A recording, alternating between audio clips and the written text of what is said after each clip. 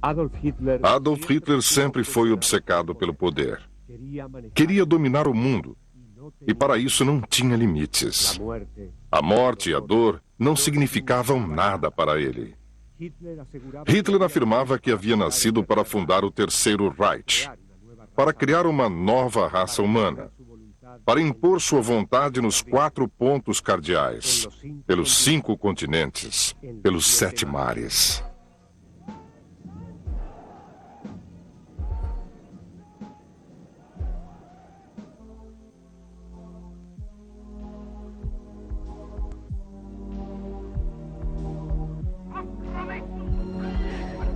Argentina, santuário nazista. A semente do terror.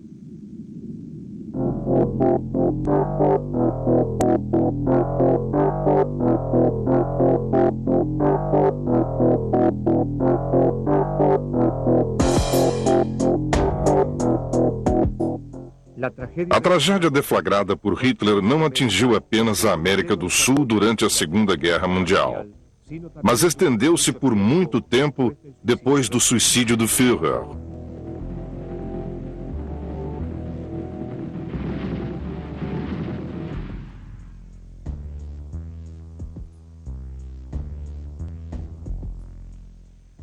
Na República Argentina, Juan Domingo Perón e sua mulher Evita facilitaram a entrada de membros da hierarquia nazista, vindos de uma Europa devastada pelo genocídio, pela fome e pela destruição. O Doutor Morte, Joseph Mengele, o oficial nazista que organizou a deportação de todos os judeus europeus para os campos de extermínio. Adolf Eichmann e Erich Priebeck, responsável pelo massacre das forças da resistência italiana, chegaram à Argentina protegidos pelo governo peronista e pela cumplicidade do Vaticano, segundo afirmam pesquisas jornalísticas de peso.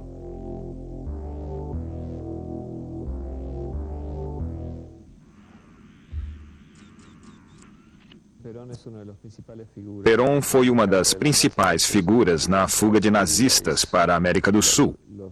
Os papéis importantes foram desempenhados por Perón, pela Igreja Católica na Argentina, no Vaticano e certamente pelos serviços de inteligência aliados. Todos eles tiveram interesse em ocultar os nazistas longe da Europa depois da guerra. Argentina, santuário nazista.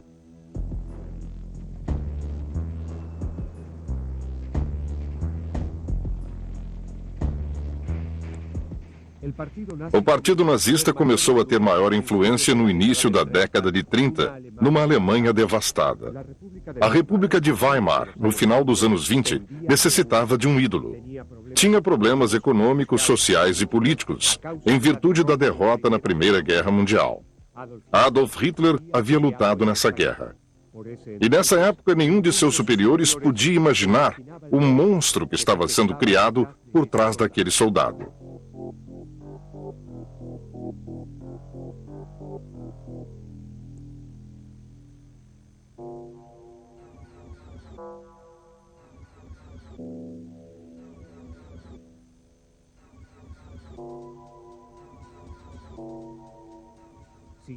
Hitler continuou no exército e no Partido Operário Alemão, que logo se transformou no Partido Nacional Socialista. Sua ânsia pelo poder fez com que em pouco tempo se transformasse de membro em presidente. Com uma posição de poder, começou a afirmar que o desastre econômico alemão era devido a uma conspiração de judeus e comunistas. Em pouco tempo, utilizando essa teoria, intrigas e complôs, Hitler conseguiu que o Partido Nazista obtivesse maioria no parlamento.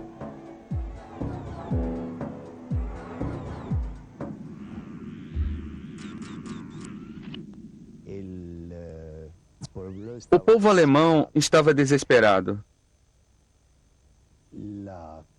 A classe média, a pequena burguesia e os camponeses estavam desesperados porque, com a inflação dos anos 20, haviam perdido tudo em benefício do grande capital. E o capital monopolista, com a derrota na guerra, queria uma revanche e necessitava ampliar sua base social através de um partido de massa, o que lhe era proporcionado pelos nazistas. Em 1933, num governo de coligação, Hitler foi nomeado chanceler. Através de intrigas e de manipulações, não tardou em chegar à presidência. A tragédia começava. Enquanto isso, sindicatos e a esquerda eram atingidos e havia dezenas de milhares torturados com a instalação dos campos de concentração. Argentina, santuário nazista.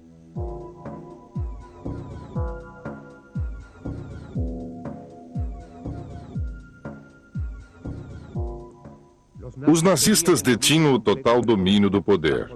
As potências centrais não eram obstáculo para a loucura do Führer. E os judeus começavam a ser protagonistas de seu sangrento holocausto. Eles perdiam seus negócios, suas moradias, eram obrigados a ir para lugares cada vez mais reduzidos dentro da cidade. Os aparelhos de rádio eram retirados. Eram proibidos de ir a locais públicos. Eram proibidos de ir ao teatro. Mas os trens de transporte foram apenas um primeiro momento no pesadelo que os judeus iriam sofrer com o início da Segunda Guerra Mundial.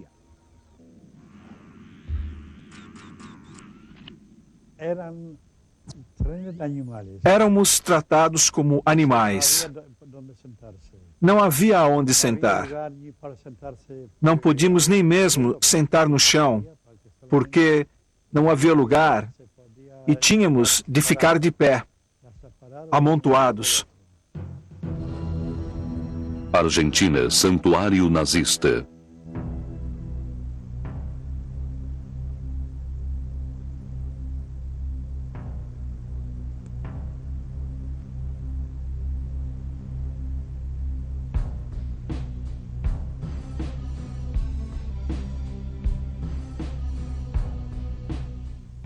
Quando chegavam aos campos de extermínio, entendiam o labirinto mortal que Hitler havia construído para eles.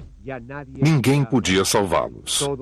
Todos morreriam asfixiados por gás letal, fuzilados por um pelotão sem nome e incinerados em fornos projetados especialmente para que a memória fosse transformada em cinzas.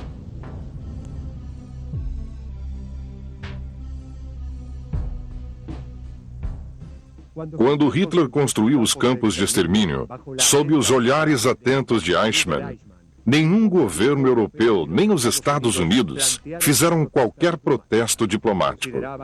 Acharam que o fato estava além de sua alçada, mas as posições da França, da Inglaterra e da Casa Branca se modificaram quando as forças de Hitler avançaram pelas ruas de Paris, bombardearam Londres e atacaram Pearl Harbor.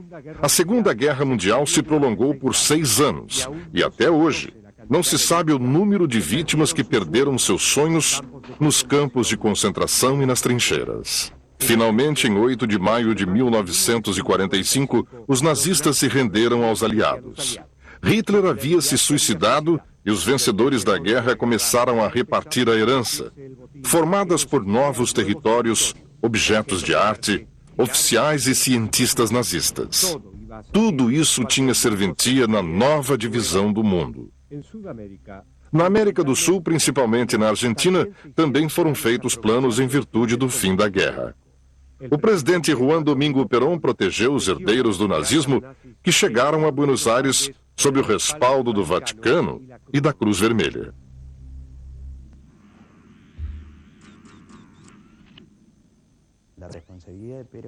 Perón ficou mais comprometido por ter dado proteção aos que chegaram do que por tê-los trazido. Argentina, santuário nazista.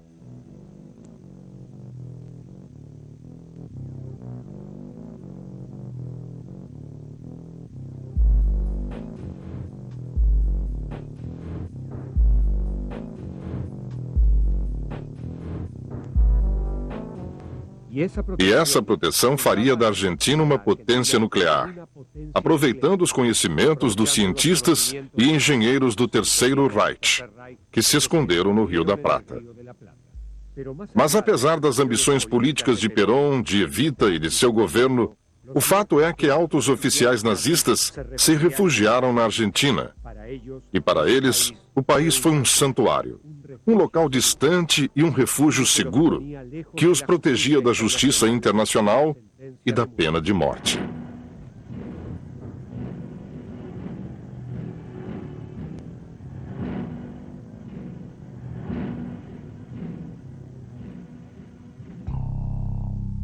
Como os nazistas vieram da Alemanha para a Argentina? Quem os ajudou? O que receberam em troca?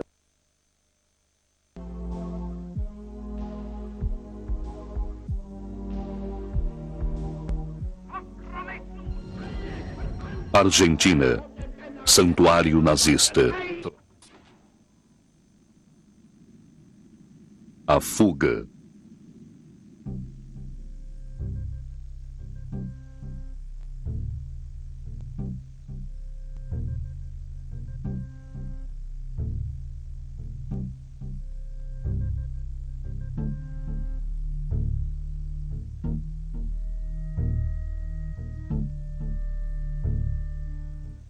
Adolf Eichmann foi o encarregado de realizar a deportação dos judeus da Europa para os campos de extermínio. Joseph Mengele foi um médico monstruoso que realizou experiências genéticas no campo de Auschwitz. Erich Priebig foi o oficial nazista responsável pela matança de civis italianos em Roma.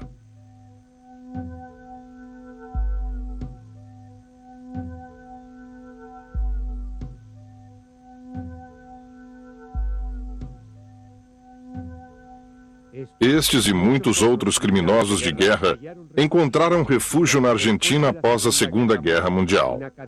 Eles foram protegidos e acobertados. Todas as artimanhas possíveis foram usadas para que suas verdadeiras identidades não fossem reveladas. Mas as manobras e intrigas não foram suficientes, e um alemão acabou por delatar Priebig anos mais tarde. Quem apoiou esse macabro tráfico de criminosos de guerra?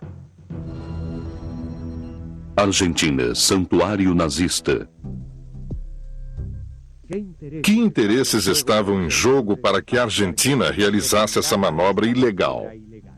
Qual foi a colaboração do governo argentino nesse negócio sujo?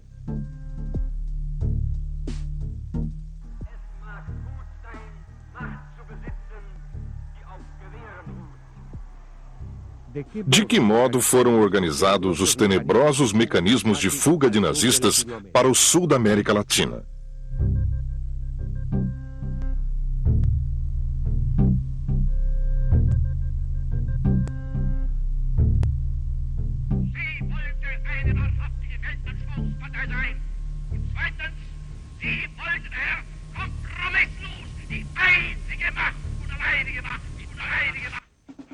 Argentina, santuário nazista.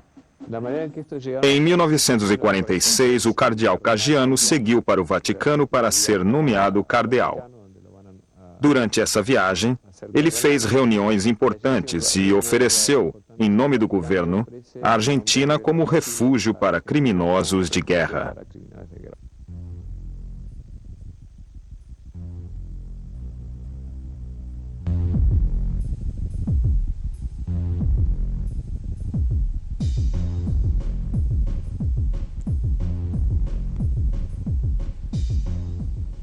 Pouco a pouco, criaram-se várias rotas para trazer os nazistas para a América Latina. Eram saídas ilegais, repletas de confidências, emboscadas e perigos. Algumas rotas eram por terra até chegarem à Argentina, o porto seguro que mais nazistas abrigou. Mas qual foi a rota principal? Perón cumpre bem-vindos a seus novos lares. Indubitavelmente, a principal rota foi criada em 47 e 48 através da Suíça e de Gênova. Ficou claro que, através do acordo feito por Caggiano no Vaticano, os primeiros que fugiram, segundo os registros de chegadas, foram os belgas, os franceses e os croatas. Isso teve uma lógica porque eram católicos, e essa rota permaneceu aberta até mais ou menos 1951, quando chegou Klaus Barbie, um dos últimos criminosos nazistas a chegar. A Itália se converteu no principal ponto de saída dos homicidas nazistas para a América do Sul. Para evitar complicações, muitos deles pediram ajuda a instituições como a Cruz Vermelha, para obter documentos sem que seu passado fosse demasiadamente investigado. De alguma forma, a Cruz Vermelha participou da linha das ratazanas, uma rota de fuga através do Vaticano. Possivelmente, isso aconteceu de forma menos comprometedora, em virtude da quantidade de refugiados que havia na Europa naquele momento.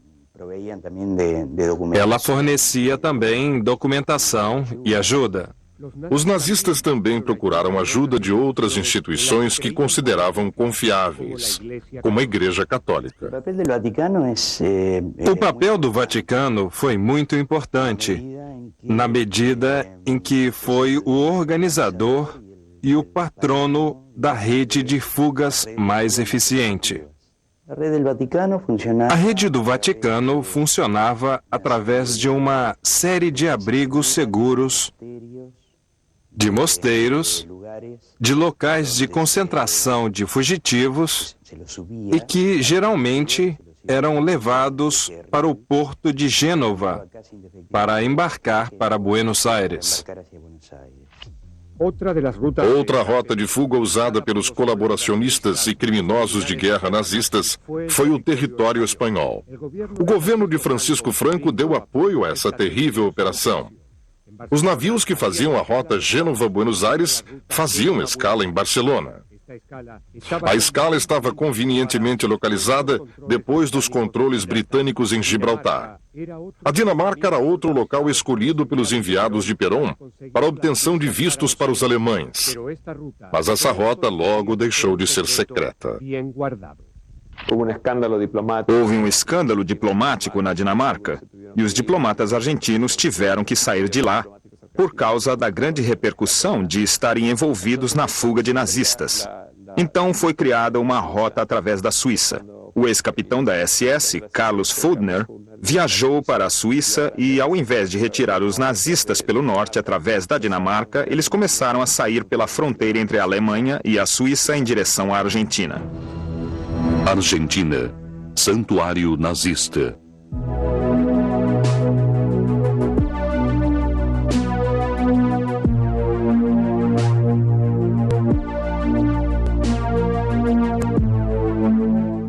Em outubro de 1947, a representação argentina na Suíça entregou vistos para os alemães que haviam entrado ilegalmente na Suíça para prosseguir em viagem até Buenos Aires. É claro que o apoio da Santa Sé foi fundamental. No dia 10 de maio de 1944, o Papa Pio XII concedeu uma audiência a um enviado do governo alemão. Na reunião foi discutido um armistício imediato e o futuro da Europa depois da guerra. A Igreja já se preparava para ser a força de ordem na Itália, na luta para reorganizar o país e continuar combatendo o comunismo.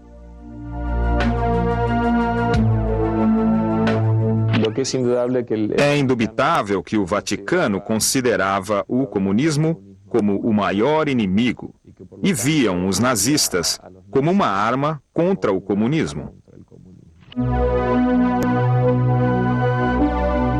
Por esse motivo ou por alguma outra razão obscura, muitos colaboracionistas e ex-nazistas foram ajudados pela Igreja Católica. Em 1947, um funcionário ligado ao adido militar dos Estados Unidos em Roma enviou uma documentação a seu país, denunciando a Igreja de proporcionar asilo e documentos a fugitivos nazistas. Um adido da Embaixada Americana em Roma enviou um relatório com estudos sobre as rotas de fuga do Vaticano. E esse relatório dizia coisas terríveis, como, por exemplo, que o Vaticano era a maior organização internacional de proteção a criminosos para retirá-los da Europa. Foi um relatório contundente. Argentina, santuário nazista.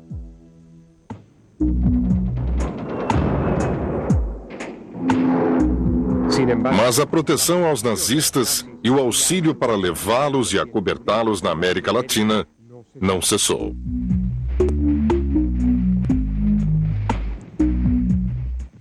O sistema funcionava da seguinte maneira: a Igreja Católica proporcionava alojamento e coordenação. A Cruz Vermelha emitia a documentação. E o consulado argentino, em conjunto com o Serviço de Imigração em Buenos Aires, fornecia os vistos.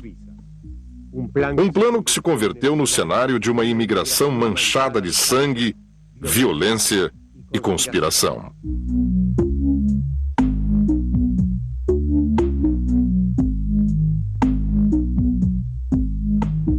Uma das grandes interrogações a respeito da chegada dos nazistas à Argentina está relacionada ao próprio Adolf Hitler.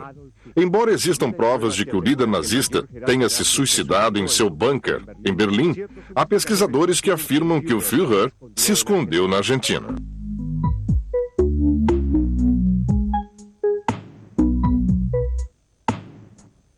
Esta hipótese, que jamais pôde ser comprovada, afirma que os submarinos nazistas chegaram à costa argentina quando o Terceiro Reich começou a sucumbir nas mãos dos aliados. A partir de meados de 1940, o mar territorial argentino havia se transformado em cenário de operações de transporte ilegais e dúbias. Mas até hoje a chegada desses submarinos nazistas continua sendo um mistério não resolvido pelos pesquisadores. Há uma investigação sendo feita e há provas concretas a respeito da chegada de submarinos na costa do Rio Negro e na costa de Buenos Aires. Até hoje não foi possível resgatar nenhum dos submarinos afundados no leito marítimo argentino, mas há muitas provas de que eles existem e estão lá. Nunca soubemos quem ou que veio neles. Acredita-se que possa ter sido parte da riqueza roubada pelos nazistas, ou talvez também ex-líderes nazistas. Sabe-se que os submarinos chegaram na Argentina, mas não há provas para saber onde estão. Em meados da década de 40, a Argentina havia se transformado num país de asilo para os nazistas. O presidente na época, Juan Domingo Perón, abriu as portas da imigração para recebê-los e teceu uma rede de intrigas e manobras que manteve os nazistas a salvo por muitos anos.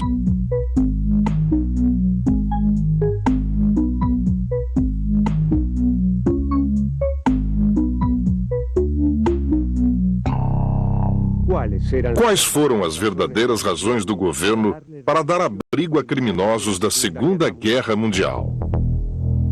O que o presidente argentino recebeu em troca da proteção e do asilo fornecidos aos genocidas alemães? Qual foi a verdadeira ligação entre Perón e os nazistas?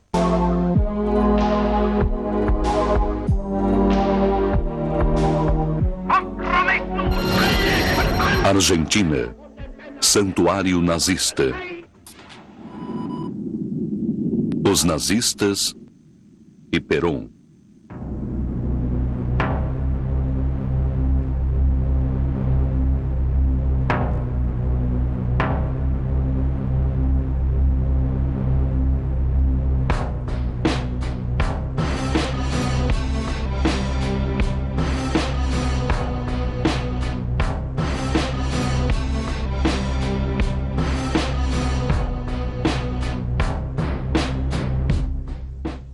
Quando a Segunda Guerra Mundial terminou, a Argentina deu abrigo a criminosos que escaparam ilegalmente da Europa.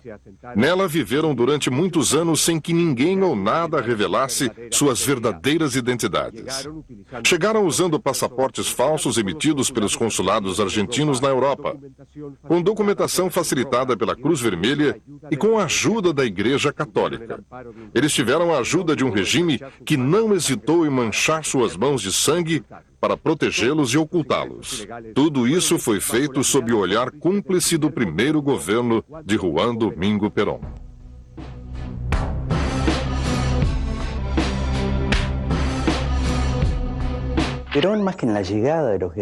A grande responsabilidade de Perón na chegada dos herdeiros do nazismo residia na cobertura que ele lhes deu através do aparato do Estado. Muitos criminosos de guerra e fugitivos nazistas foram incorporados a ministérios, a polícia, as forças armadas. Eles receberam casas do Estado para morar.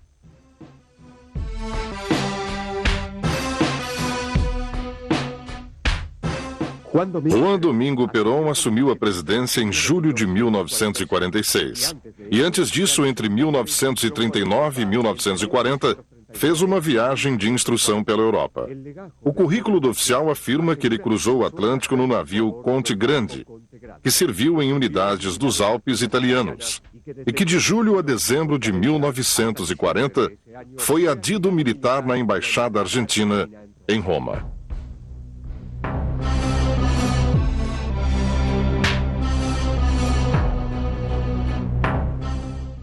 Mas parece que essa não é toda a verdade.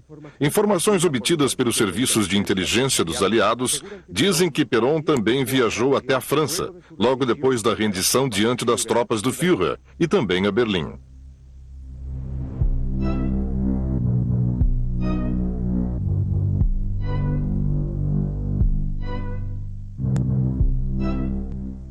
Além disso, alguns telegramas cifrados dizem que foi visto na Piazza Venezia de Roma, quando Benito Mussolini anunciou que a Itália ia entrar na guerra ao lado da Alemanha.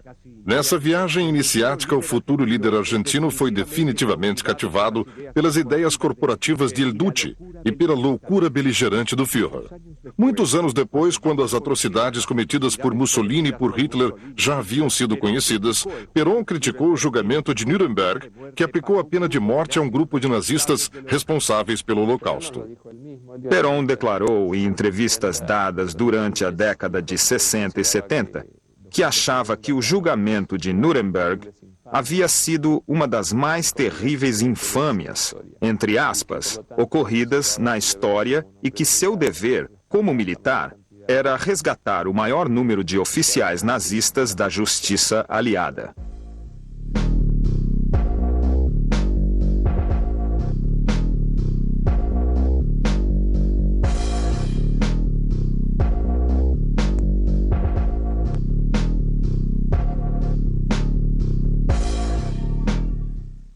Perón aproveitou as circunstâncias favoráveis pela destruição e desorganização existentes na Europa do pós-guerra para empreender a ativa imigração alemã. Ele possuía interesse nos técnicos militares nazistas para desenvolver projetos armamentistas na Argentina. Decretou então a criação da Delegação de Imigração Argentina na Europa, um organismo que fornecia vistos de entrada para os nazistas, sem qualquer restrição.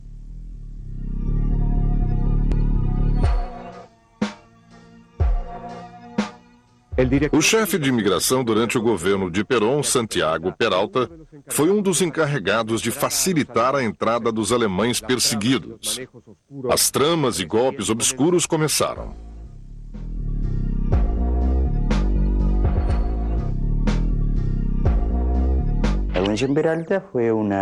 Foi criado um organismo no Departamento de Imigração em 1947 ou 1948, que era uma espécie de controle de quem entrava ou não no país, de quem recebia documentação ou não. Na verdade, o parâmetro desse controle era escolher o pior.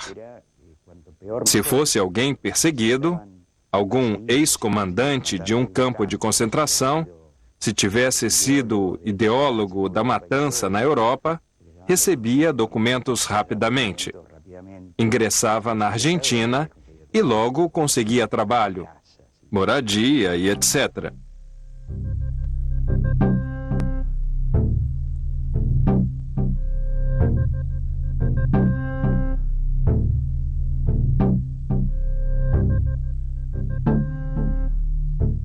Uma grande dúvida é se Perón recebeu dinheiro em troca da ajuda e lealdade aos nazistas.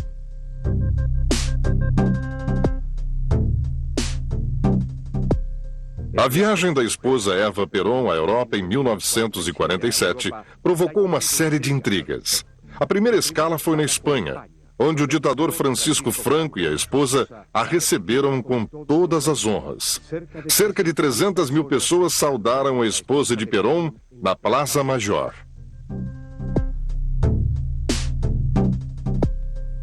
A segunda escala da viagem de Evita foi a Itália.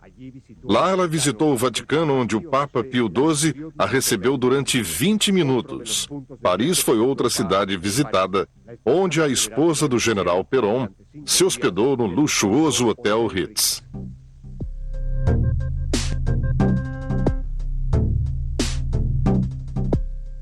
Tanto a Espanha como a Itália, países onde Evita foi mais bem recebida, eram pontos-chave para a fuga de nazistas em direção ao solo argentino.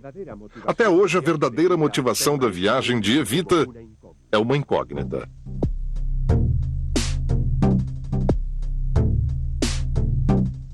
Teria Eva Perón ajudado também na entrada de criminosos na Argentina? Teria ela depositado na Suíça o dinheiro recebido para abrigar os herdeiros do nazismo na Argentina?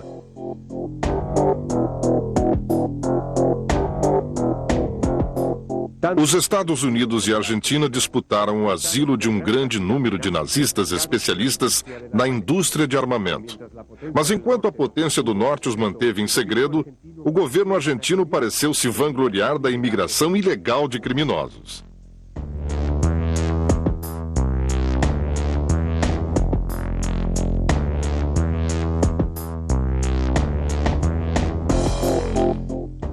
Aparentemente não importava o mar de destruição e de sangue que os acompanhava.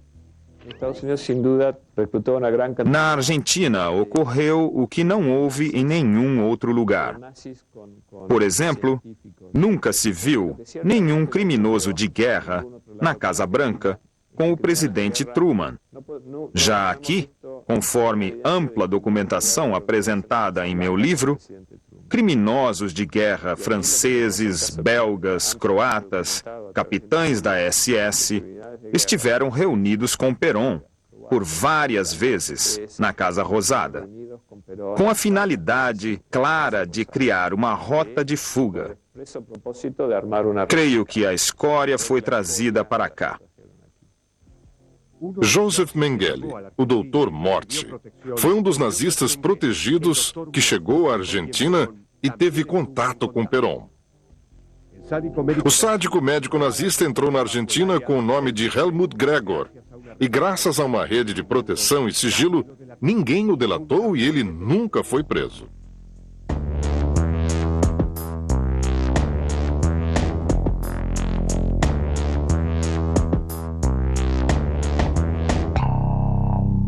Qual foi a rota de chegada na Argentina usada pelo nazista mais procurado e perseguido? Como o Dr. Morte se deslocou pela América Latina sem nunca ter sido preso? Quem protegeu e ajudou Joseph Mengele na Argentina durante tanto tempo?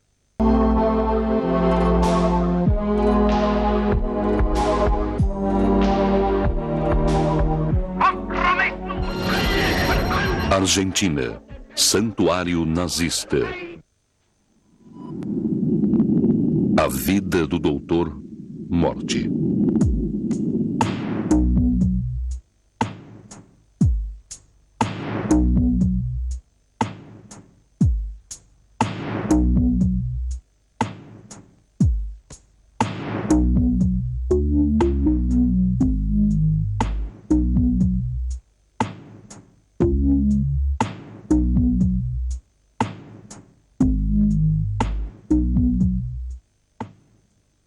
A Argentina foi um dos refúgios preferidos de oficiais e suboficiais nazistas depois da derrota da Alemanha na Segunda Guerra Mundial. Eles foram protegidos e acobertados através de um contexto de infames e de intrigas envolvendo o governo e a igreja.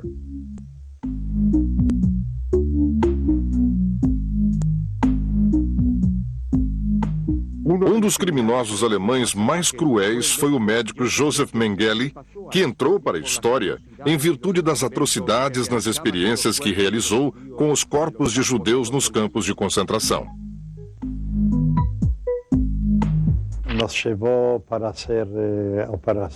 Ele fazia operações. Fez muitas operações nas pessoas para investigar o funcionamento sexual delas. Ele realizou 17 operações numa moça, retirando tudo que havia dentro dela para fazer pesquisas. Argentina, santuário nazista.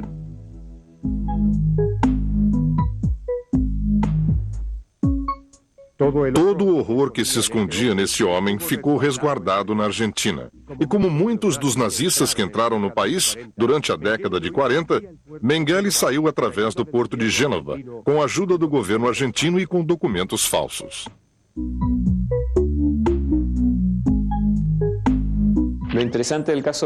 O interessante no caso Mengele é que os expedientes usados para Mengele e para Pribic, dois criminosos de guerra, oficiais da SS, têm numeração consecutiva. Isso significa que foram abertos ao mesmo tempo, pela mesma pessoa, embora os dois tenham chegado em navios diferentes, em anos diferentes. Isto demonstra que houve um plano organizado para resgatar criminosos da SS. Com o tempo, ajudado pela presidência argentina, Mengele voltou a usar seu verdadeiro nome.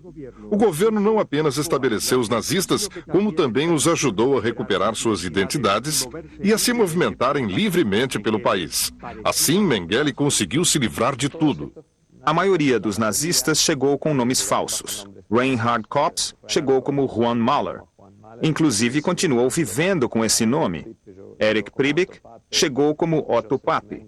Joseph Mengele chegou como Helmut Gregor. Adolf Eichmann chegou como Ricardo Clemens. Em 1949, Perón criou uma lei através da qual todas as pessoas que haviam entrado clandestinamente no país, ou sob nome falso, precisariam apenas se apresentar às autoridades competentes para voltar a usar seus nomes verdadeiros.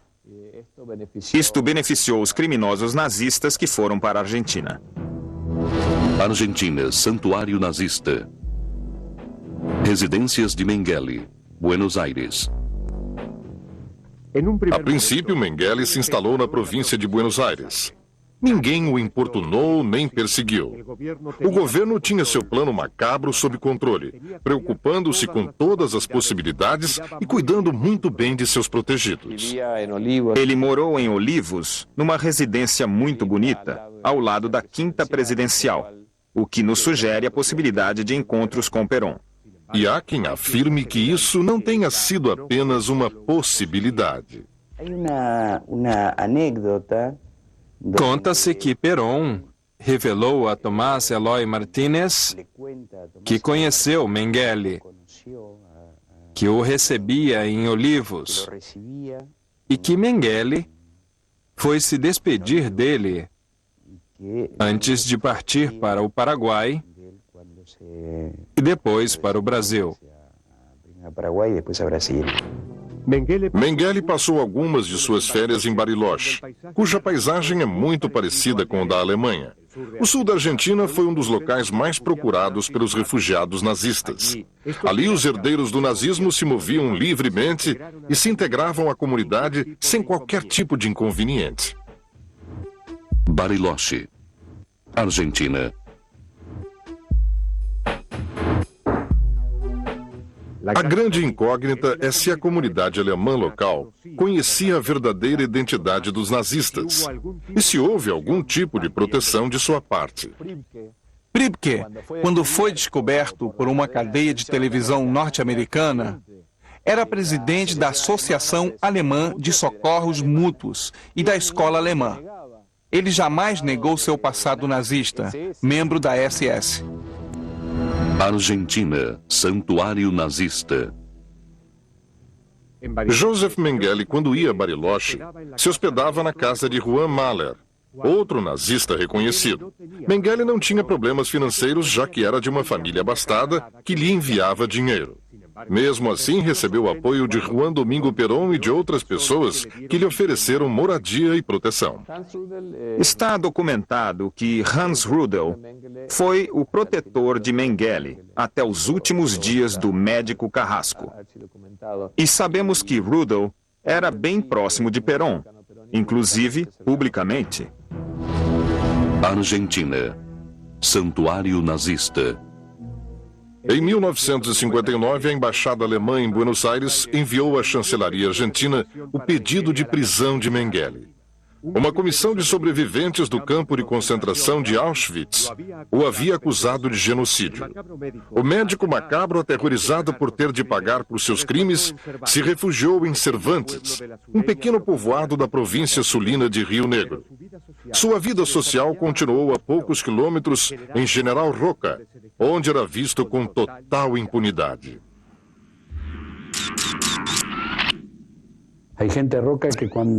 O povo de Roca ficou impressionado com um tipo que morou por uns tempos com Bohème e que aparecia na cidade, andava por ela, visitava o comércio, as lojas que vendiam remédios.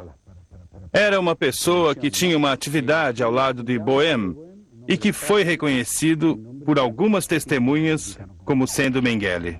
Em Cervantes, Mengele se instalou no campo, na casa de Alfred Bohème. Bohème havia chegado à Argentina na década de 50 e havia sido oficial da Força Aérea Alemã. Mais uma vez, Mengele havia conseguido proteção.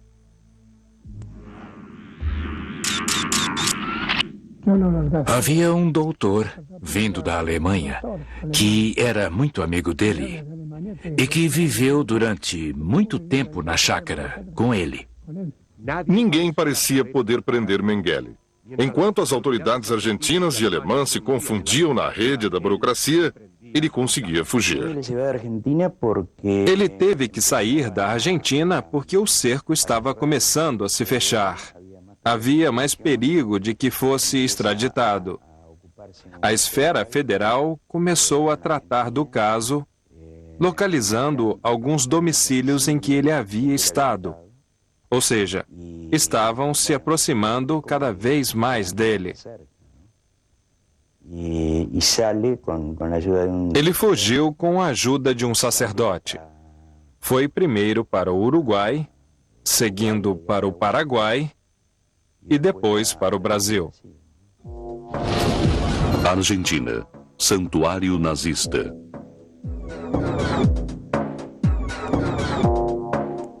Em 1961, Mengele se deslocou pela tríplice fronteira entre Paraguai, Brasil e Argentina. Teve uma estada obscura no Paraguai.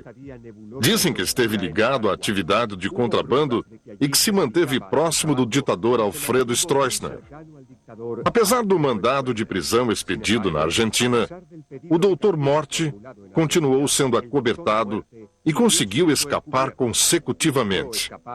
Mas seu passado criminoso estava prestes a alcançá-lo.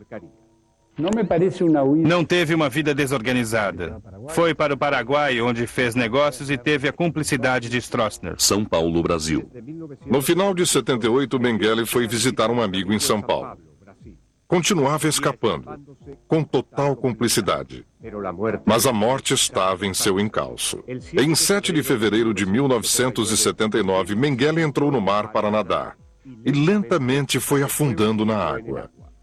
Morreu sem ter sido preso e sem jamais reconhecer os crimes cometidos.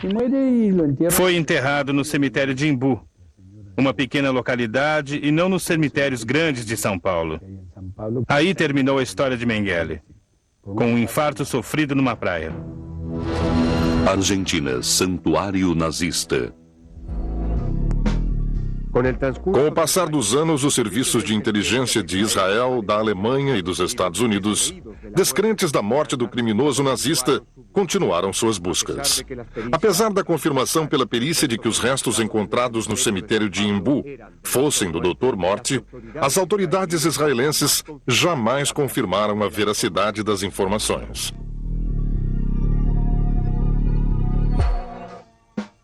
A Argentina entrou para a história como o maior refúgio de nazistas na América Latina. Em seu território, os genocidas da Segunda Guerra Mundial se ocultaram, viveram e morreram sem ser descobertos. Uma imensa rede de complôs políticos, de lealdades sangrentas, de favores e hipóteses coroaram a ocultação mais obscura de sua história. O governo argentino não apenas ajudou os nazistas a fugirem ilegalmente da Europa, como também os acobertou e protegeu durante muitos anos, através de um plano complexo de manobras sujas, de intrigas e de segredos bem guardados.